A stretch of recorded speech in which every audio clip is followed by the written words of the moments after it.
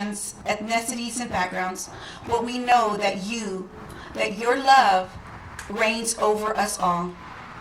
Please let the ways we exercise our freedoms reflect your holiness and your compassion, that your ways be known on earth and your salvation among all nations. And Heavenly Father, we thank you for your grace that is so sufficient and that has brought us forth to this day together. And I thank you for every time that you held this family together. We thank you for holding our city together, God. We thank you for holding our nation together and every leader. That you would continue to bring healing in the hearts of this family. And I thank you for never forsaking the plans that you have for the legacy of our very own Vanessa Guillen. We know that the plan for lives are never to harm us, but to give us a hope in the future, dear God. And as we come together at this post office that's dedicated to her name, let every partial service, every person that comes into this place, and every United States Postal Service, Lord, be blessed.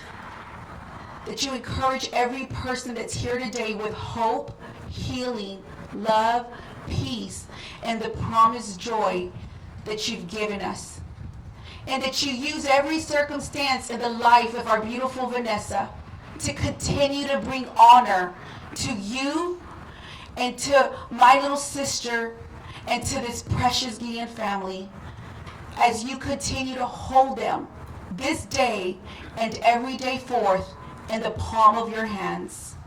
We love you, we exalt you, and we thank you in the mighty name of Jesus. And we thank you for the continued peace and grace over this land, every ethnicity, every culture, as you bring us and continue to bring us together. Amen.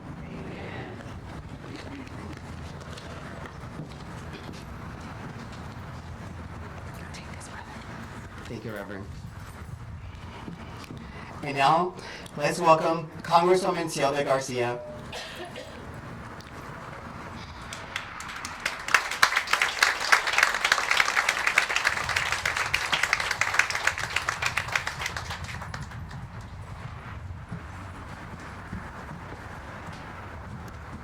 Well, I feel like I'm back to being a judge in the audience rows. Please have a seat, please. Well, good morning. Buenos dias. Well, the time has finally come. We've gotten this done, and we're in celebration today. And joining us, of course, Senator Carol Alvarado, who just walked in, Mary Ann Pettis, State Representative, Christina Morales, State Representative, Armando Wally, I know I saw him earlier. Barry is standing right over there. Constable Jerry Garcia. Now, I'm sure I will get another card if there's any updates. So, but more importantly, the family is here for such an important time. Vanessa Guillen, as many of you know, was my constituent. Vanessa called this district home.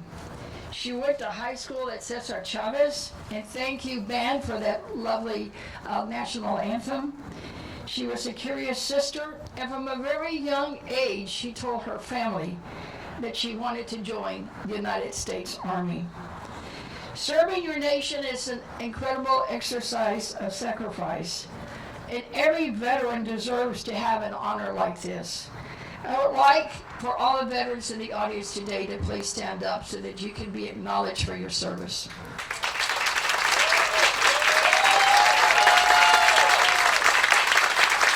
Thank you.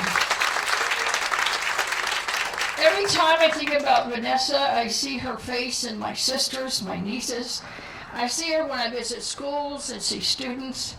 I see her when I visit the VA and meet with women veterans. I see her in my friends, my neighbors, my comadres, and most of all, I see her in her face of her mother and her sisters and those who loved her.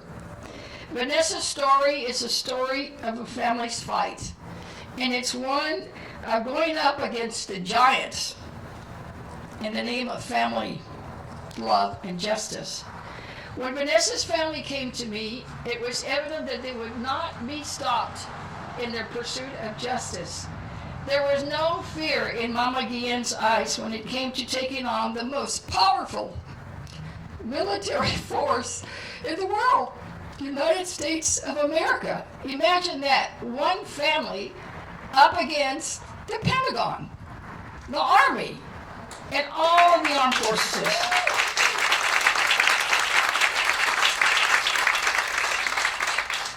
Their demand was simple. They wanted justice. And together with a movement that they begun, we were there to try to help get it done. And they didn't stop until they got it done. The entire nation took note of this story. Hashtag I am Vanessa Guillen. Many of you all saw that. Stories, I don't know whose this is, but it just fell. Stories from across the globe came in. We got pictures of murals from Chicago, from around the world, and there were women sharing stories. It created a military Me Too movement, much like the Me Too movement on the women's side. But this was about Vanessa. This was about one of us. So it became different for those of us in this area. I still remember, Myra, you remember when we did the march at City Hall, that sea of faces, young people, all black, brown, white, because they identified with this, because they know it could have happened to them. So because of Vanessa, the demands of the Guillen family, the Houston community, countless Latino advocates and fellow veterans and women, these demands became law. And this is the important part, that for those people who say, why? Why did it matter? Yes, we're here and still remember the tragic loss of life. But that loss of life created a movement never seen before in our country. When President Biden signed the NDAA of 2022, and that's the acronym for our National Defense Bill, this is the bill that deals with all the armed services. It included the I am Vanessa Guillen Act. In other words, we filed it separately, but to get it done, we tucked it in the defense spending bill to make sure it got done. Those of you who are legislators know that the idea is to get it done no matter how you can get it done. And I had these people here pushing me to get it done. So we worked hard to get it done. So when he signed the NDAA, it included the bill, I am Vanessa Guillen. So for the first time in U.S. history, commanders were removed from the decision-making process during the prosecution of violent crimes like sexual assault. The commanders couldn't get involved anymore. It had to go outside of the chain of command. A new and independent Office of Special Trial Counsel was created to handle the prosecutions outside the chain of command. So not only was the commander out of it, it had to be prosecuted and handled outside of the chain of command. It couldn't be from inside, which means independent, fresh look, and unbiased. Hotlines were created to report abuse. For the first time, sexual harassment became a crime. Imagine, it wasn't even treated, sexual harassment wasn't even treated as a crime or sexual assault in the military code of justice, because they don't follow like the penal code in Texas or the federal code. They have their own military code, and you know that as a veteran. So for the first time, the Uniform Code of Military Justice said that harassment was a crime. Imagine that. And for the first time, the Army Criminal Investigation Division is now led by a civilian director, again, outside of the chain of command, independent, and civilian investigators with special agents in charge, including at Fort Cavazos. Used to be Fort Hood, but now it's Fort Cavazos. The Vanessa Guillen movement was a contributing factor in getting that done. Many of us, And Myra will agree, and Mama Guillen will agree, many of us would prefer to name it the Vanessa Guillen, Fort Vanessa Guillen. But instead what they did was one of the gates entering Fort Cavazos is named after Vanessa at Fort Cavazos. So because of Vanessa, service members now don't have to fear retaliation if they file a complaint. Because of Vanessa, young girls across this country can dream of serving their country or going to a service academy without fearing their fellow servicemen. Vanessa's death ignited a movement that changed military justice like never before. Vanessa, her family, and her friends in this community changed an institution that has existed for 248 years. But they helped change that. An institution that's feared across the globe that world leaders will not take on, but this family did. Refusing, and trust me, I know. I got the calls and the emails and the texts and the visits and the hugs and the kisses too. Because they refused to give up, because it was justice that was at stake. Coming from Mexico to give their family a shot at the American dream, they did just that. They fought from Zacatecas to the White House, all in the name of Vanessa. And they never gave up. And those of us who kept talking about committee hearings and more adjustments and more amendments, they didn't care. They just kept pushing us. I'm continuously in awe of the Guillen family, their strength, their determination, and all that they've accomplished in their mission.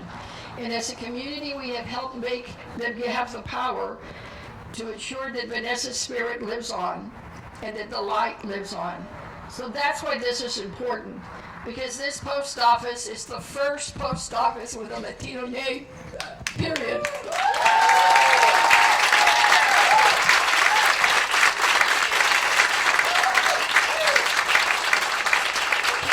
Imagine that it's 2024 and we've never had an Hispanic name in a post office in the Houston region. Shame on us, you're right. But that's the kind of change that they've made. They tackled the military, now they're tackling the post office. Now y'all can work and let them get the mail on time, that would be helpful.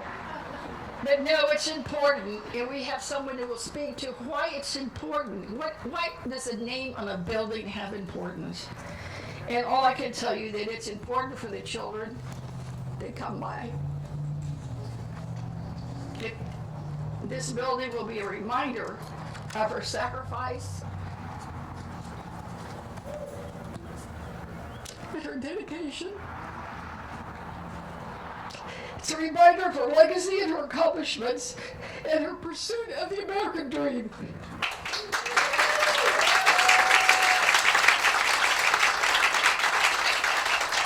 So let's remember her legacy and let's remember what she stood for, and let us never forget her. And every time we come into this building, it'll be a reminder not just of her accomplishments, but the accomplishments of immigrants across the world. Thank you.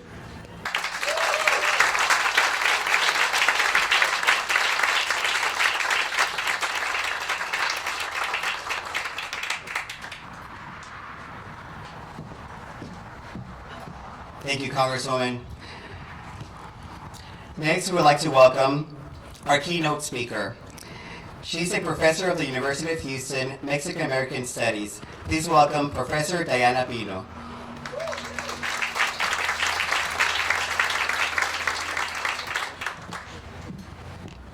Good morning. I'm so pleased that this lectern here is short enough for y'all to see me. Good morning, Guillen family, distinguished guests, and friends. It is an honor and a privilege to be here this morning on this momentous occasion. I'd like to take a moment to thank Congresswoman Sylvia Garcia for the invitation to speak with you all this morning as to the significance of this dedication here today. Today is a historic day on many counts. Today marks the first time in history that the United States Post Office has been dedicated by Congress to honor a Latina in Houston, Texas.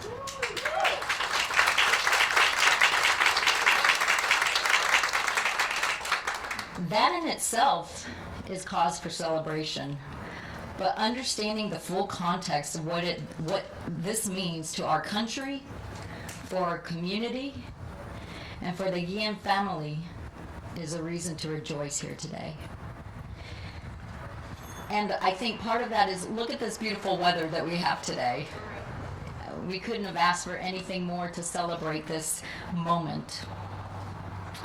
I'd like to begin by sharing with you a little bit about how amazing a person Vanessa Guillen was.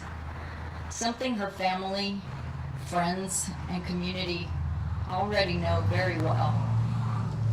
Vanessa was born and raised in Houston, attended school just down the road at Cesar Chavez High School. There she excelled academically, graduating in the top 15% of her class. She was able to accomplish this while doing things that she was passionate about, playing soccer, running track. She even held a job while attending high school. Vanessa loved school and valued education.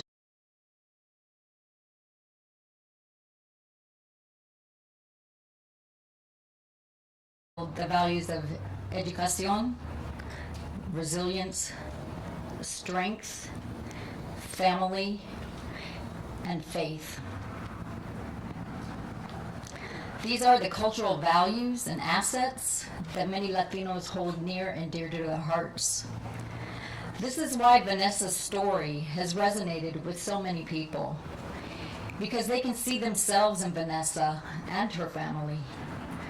Furthermore, her story transcends beyond Latinos and also resonates with all who have had similar experiences, including those having served in the military or impacted by sexual harassment, assault, or violence, themselves or against a loved one.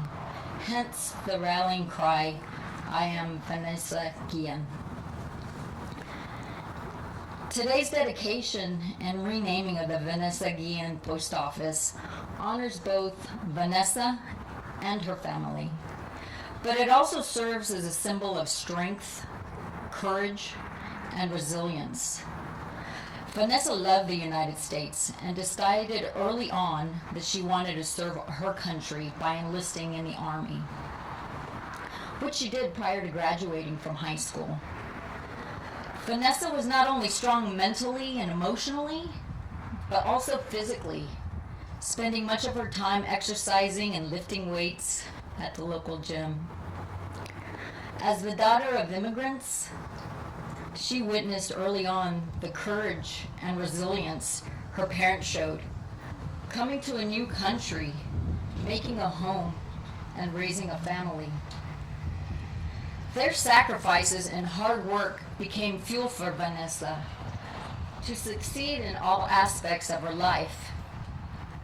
For you see, for many Latino families, when one of us succeeds, we all succeed.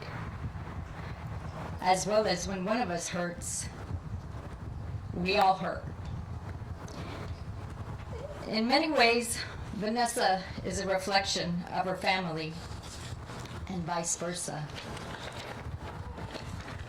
I'd be remiss without acknowledging the strength, courage, and resilience that Vanessa's family has shown the world since that fateful day we lost Vanessa.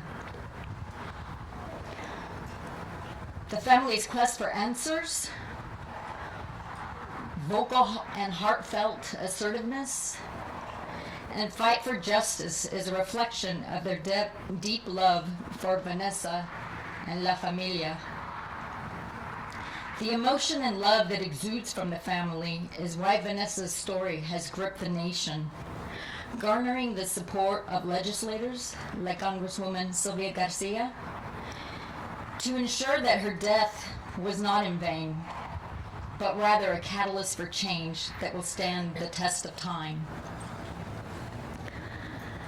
Gloria and Rogelio, I have no doubt that Vanessa is so proud of you and honored to be your daughter.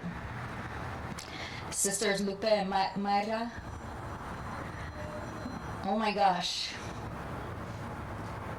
My guess is that Vanessa is in awe of all that you have accomplished. On her behalf and on behalf of the family, we are all in awe of your fearlessness and relentless fight for justice.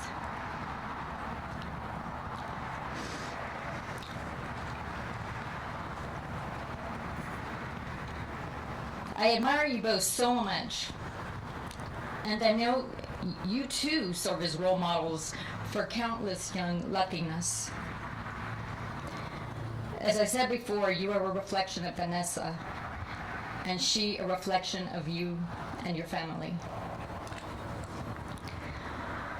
The context I have provided thus far offers a glimpse into what the significance of the Vanessa Guillen Post Office means to our country, the local community, and the Guillen family, today and for many years to come. This post office not only celebrates the life of Vanessa Guillen, but is also a reminder of the historic passing of the I Am Vanessa Guillen Act, which criminalizes sexual harassment under the Uniform Code of Military Justice, brings military reform to the way in which sex-related offenses are addressed, and provides a confidential reporting mechanism outside the chain of command. Furthermore, as mentioned previously, this is the first time in our country's history to have a post office dedicated by Congress in honor of a Latina in Houston, Texas.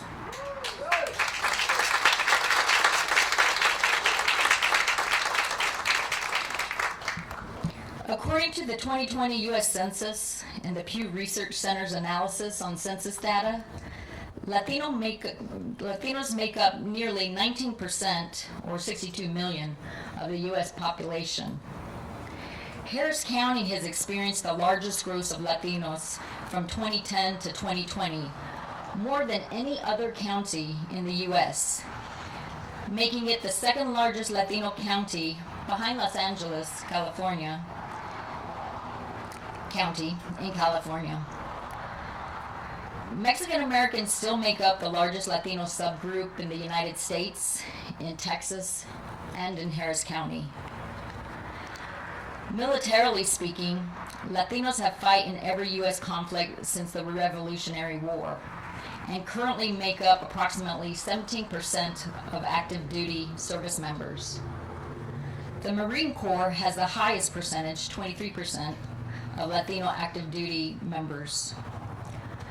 During World War II, thousands of Latinas in the Women's Army Corps, in the Navy's WAVES, which stands for Women Accepted for Voluntary Emergency Service, and they also served as nurses.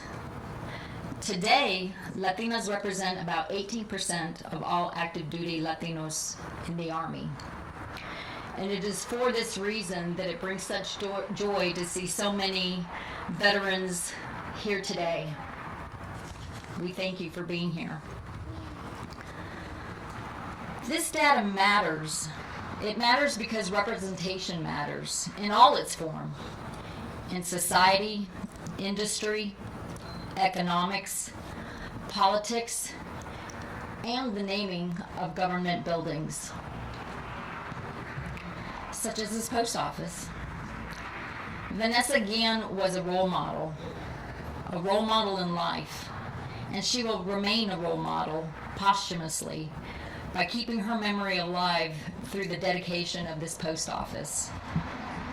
Her name and contributions will join a distinguished list of honorees for whom post offices have been dedicated by Congress. The community that you see before you will continue to benefit from the naming of the Vanessa Guillen Post Office, which will serve as inspiration to all Latinos that see themselves represented. Just Monday afternoon, after I finished teaching classes at the University of Houston down the road, I drove here to the post office. I was hoping to gain inspiration for today's speech. It was about 4 p.m. I drove right past Cesar Chavez High School, and at that time, there were a lot of students walking home or waiting for a ride to pick them up. There were even a couple of students here at this very post office, waiting to be picked up by family members. It became clear to me exactly how impactful this post office will be, inspiring courage, strength, persistence, and hope. I never had the privilege of meeting Vanessa, and I am just now meeting her family for the first time. But yet you can see how emotional I get talking about it. And here I go again. But I can honestly say that I'm inspired by them because they have shown the power of organizing.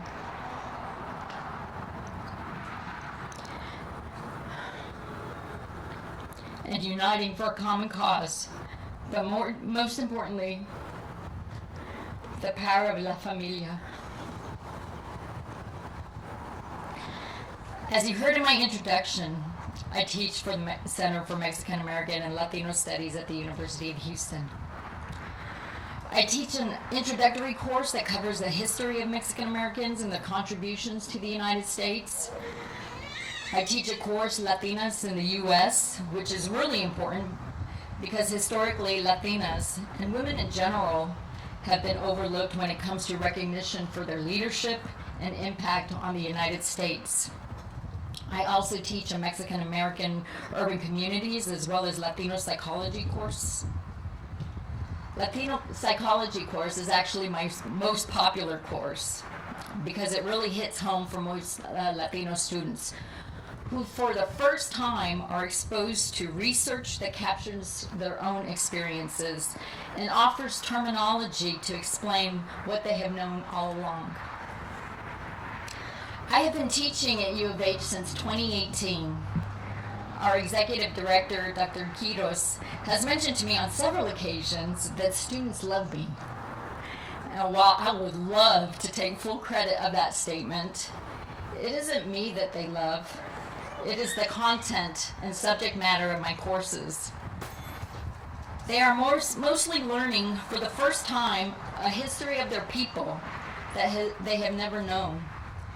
Exposure to one's history and learning about Latino figures that have made tremendous contributions to our nation and Latino communities ignites a sense of pride and civic responsibility, something many of my students had not experienced. Knowledge is power, and having this post office bear the name of Vanessa Guillen will spark an interest in generations to come to discover who she was and her contributions to the United States. Furthermore, knowing that she came from this very community will only reinforce her significance and inspire others to do their best for their families, their communities, and the nation. Most of you are likely aware that this month marks 4 years since Vanessa left this physical world. But she lives on through us, through the stories we share, but more importantly, through the enduring markers we establish, such as the I Am Vanessa Guillen Act, the Vanessa Guillen Memorial Highway. And today, we dedicate this building as the Vanessa Guillen Post Office. There will come a day when all of us in this audience will be gone. But Vanessa Guillen and her legacy, her family's legacy, will live on and continue to impact future generations.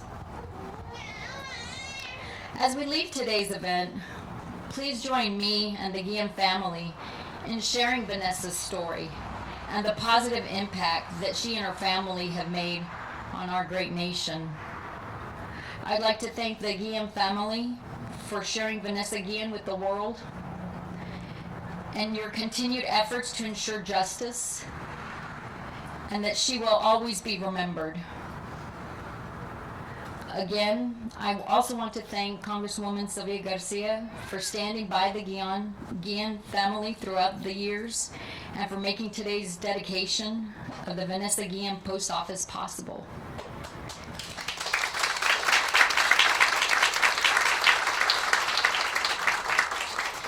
And believe it or not, I also want to thank the media, which doesn't always get recognition in a positive light.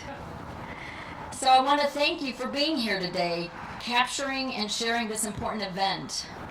And thank you for your continued efforts in recognizing Vanessa Guillen and her family for their many contributions to our great nation. Finally, thanks to all of you who are joining us here today to mark this joyous occasion. And I would like for you to pledge to continue to share Vanessa's story with your communities, because the more we keep her name alive and what she represents, the better our community, our families, and our nation will be. Thank you.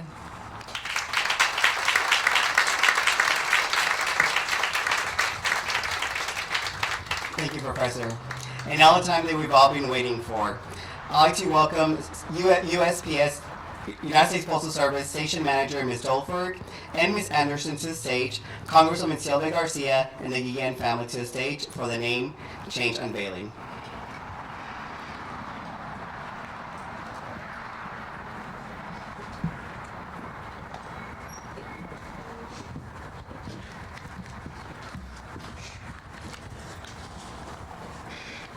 Good morning, everyone. I am Crystal Valere. I'm currently serving as the acting postmaster of the City of Houston, and it is with great excitement that I stand here today to extend my warmest greetings to our distinguished guests, as well as the family and friends of Vanessa Guillen. It is indeed a privilege and an honor to be a part of this renaming ceremony. This momentous occasion signifies more than just a change of name. It is a celebration of the spirit and legacy of Vanessa Guillen. Thank you all for being here to share in this special day. And we will unveil the plaque, and Park Place Station will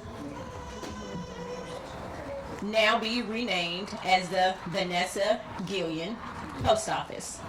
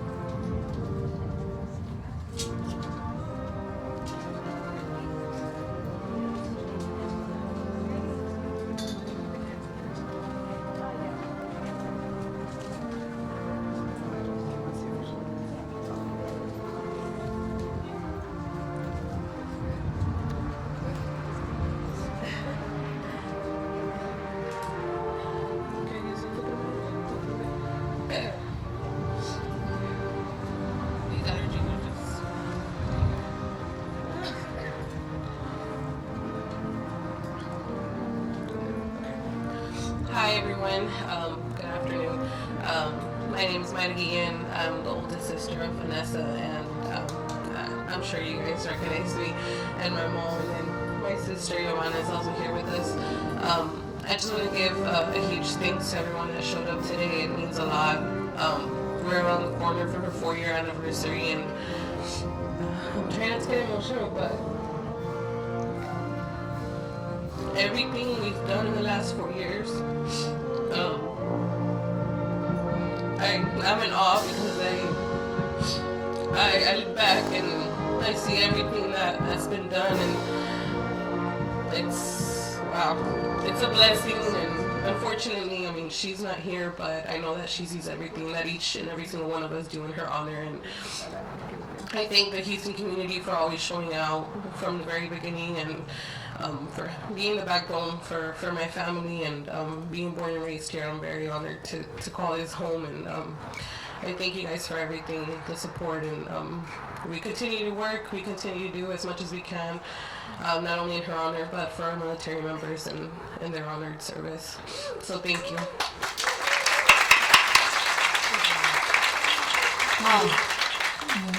Buenos días, muchas gracias por todo lo que han hecho por mi hija. Ya se van a cumplir 4 años el día 22 de su fallecimiento, de la tragedia. Yo le quiero agradecer a doña Silvia, que ha hecho tantas cosas por nosotros, nos ha ayudado tanto, nunca nos ha dejado solos. Hay tantas cosas en nombre de mi hija, en honor a ella, leyes, ahora edificio postal, calle. Pero yo quería hablarles algo de un sueño de mi hija que tenía mi hija. Yo no podía hablar antes porque como duré 1 año y medio en cama, espero me entienda alguien y me comprenda aquí y lleve mi mensaje hasta el señor presidente. Mi hija, el gran sueño de ella era 2 sueños: servir a esta patria y ser alguien en la vida, pero no lo pudo lograr. Y el segundo sueño era que su papá tuviera su residencia para que pueda trabajar bien como ella quería, porque miraba sufrir mucho a su papá en el trabajo, en la justicia que se hace con el inmigrante. Y yo le quiero pedir, porque solo el presidente puede otorgar la residencia a mi esposo y a mí, yo le quiero pedir al señor presidente que por favor cumpla el sueño de mi hija, que era un gran sueño. Y ahí están las pruebas de que en el 2019 ella metió todos los papeles para que mi esposo arreglara, y no se pudo porque pasó la tragedia y nos enfocamos en la lucha y en la justicia. Y después en el 2021 yo me enfermé y ya me iba a morir yo, Dios lo sabe, ahí están las pruebas. Y por enfocarse en mí no tramitaron nada, y ahora he mirado 6 abogados y me dicen lo mismo. Solo el presidente puede otorgar esto a ustedes y no es justo que estén así. Y yo lo digo aquí públicamente, necesito la ayuda del presidente y yo sé que la voy a lograr y va a llegar mi voz hasta él. Y si no es este presidente, espero sea el próximo en noviembre, porque me da mucha tristeza ver a mi esposo, una injusticia que está pasando con él, que es el que me mantiene a mis hijos y a mí, es el proveedor de mi casa. Y mi hija desde donde está, lo está mirando y dice, cumplan mi sueño. Y mi sueño era que mi papá arreglara y yo ser alguien en la vida, pero yo no pude ser nadie, pero está con Dios, que solo el que sufre mucho en esta vida y el que es un santo puede llegar a la presencia de Dios. Mi hija llegó porque sufrió como nadie en este mundo su muerte. Su muerte fue muy fea, yo lo supe hasta hace poquito, porque me dio el valor Dios para enfrentar la verdad, y fue algo horroroso, algo horrible lo que le hicieron a mi hija, y sin justificación alguna. No hubo para que le hicieran eso, porque nadie se merece morir así, ni el peor de los criminales. Y yo les quiero pedir su ayuda, porque aquí están senadores estatales, congresistas, gente importante aquí en la tierra, porque para Dios todos somos importantes, todos, nadie más. Quiero pedir que llegue esta súplica hasta el presidente, que no es justo lo que estamos pasando yo y mi esposo, porque yo me quiero ir a curar a México porque no tengo dinero para curarme aquí, está muy caro.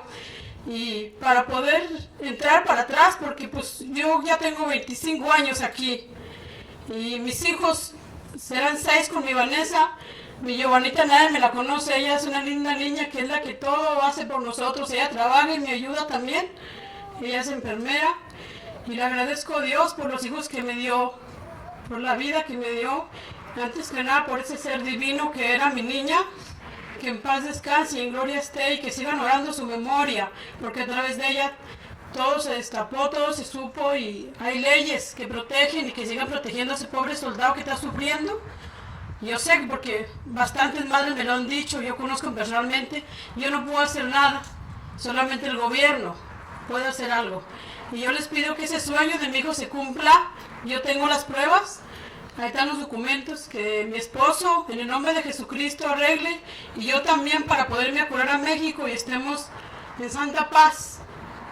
El dolor va a existir siempre en el corazón, siempre va a estar aquí, porque yo no hay día que no llore y recuerde a mi hija. Pero Dios me levantó de la cama de la muerte, soy testigo de un milagro de Dios. Le agradezco a todos por estar aquí, muchísimas gracias. Dios los bendiga y que siga adelante la memoria de mi hija. Muchísimas gracias.